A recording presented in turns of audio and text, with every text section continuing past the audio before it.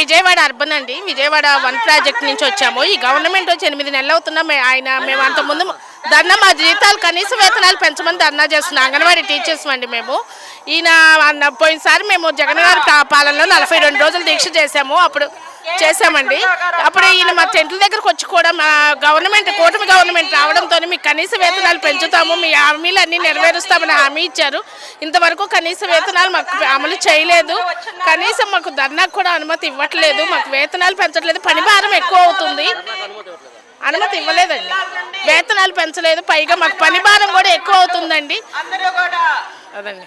అంటే ఇప్పుడు లోకేష్ గారు ఆ రోజు మీకు హామీ ఇచ్చారని చెప్తున్నారు, ఆయన ఏం మాట్లాడుతున్నారు?